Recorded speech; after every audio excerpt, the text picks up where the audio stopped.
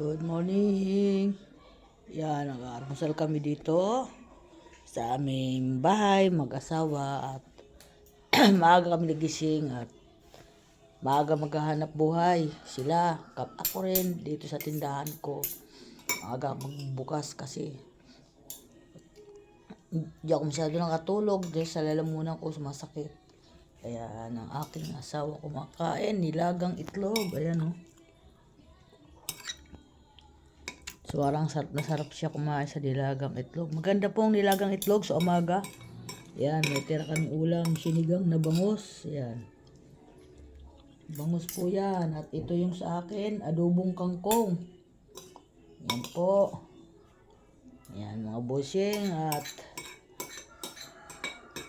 good morning po for watching. Good morning sa umagang kaganda ngayon. Ang daming ulap na nakikita ko sa kalangitan. Nagulat ako, malabo ang sabi ko ano kaya nangyari. Yan, sabi ng asawa ko ano daw yun, pagpag daw yun, pagpag. Anong pagpag? Sabi ko ang ganun, ay ang init-init ngayon, magkakaroon ng pagpag. Ano yun, pag? Pag pala, yung parang sa ibang bansa, yung yun, di ba parang malamig, parang sa Tagaytay. Mayroong ganon, yung lumalabo. Parang ulap siya na malabo yung kalangitan. Ayan, sa lahat ng mga busing. Ayan, kasi papahinga muna ako dito sa bahay. Nagluto muna ako, naglaga muna ako ng itlog. Wala pa yung anak ko. Siguro nag-armusal na doon sa kanila dahil may sarili na sila doon pakuluan eh.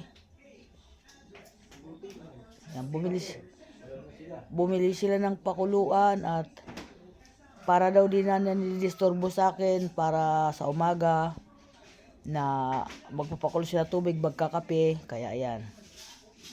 Kasi may sarili naman siya yan doon gamit. Ayan, kaya dinalang ko yan ng gamit doon. Kaya may plato, kung magluluto sila doon, okay, may plato sila doon, may kutsara. Lahat dinalang ko. Wala nga lang doon yung kaldero at saka yung kawali. Kung kukuha sila ng kawali, marami naman dito sa akin, naka-reserve. Ayan.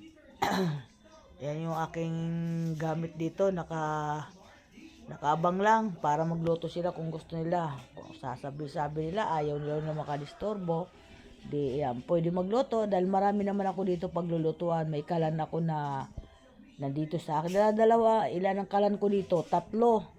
Meron ako sa 10th floor, meron ako dito sa 1st floor, meron ako dyan, kalan.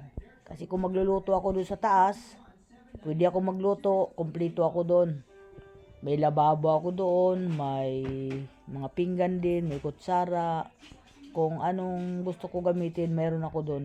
Dinala ko doon. Di na ako magdadala ng kagamitan doon sa taas kasi nilagyan ko na yan doon para di na ako pabalik-balik sa hagdanan. Ayan. Ganito po ang boses ko, mga idol, mga guys. Kasi nga parang ang sakit ng lalamunan ko, kahapon ko pa ito nararamdaman. Sabi nung anak ko na si Venus, ano yan nangyari sa mama? Ba't ganyan ang boses mo? Sabi niya, wala ka na naman pera no? Sabi hanggang sa akin, nagawa ko Sabi ko hindi, sabi ko gano'n, masakit lang lalamunan ko. Sabi ko gano'n. Akala ko wala ka na naman pera eh. Sabi sa'yo, sabi ko gano'n. Ganyan talaga ang sakit, bigla lang dumarating, sabi ko. Kaya hindi na naman ako kagabi nakapaglibang-libang, kaya natulog agad ako, sobra kasi ang antok ko. Parang lagi akong pagod, hindi ko alam ba't ganito ako, sabi ko gano'n. Hasta ka, yung aking katawan, biglang lumubo, biglang tumaba. Yun po yung napapansin ko.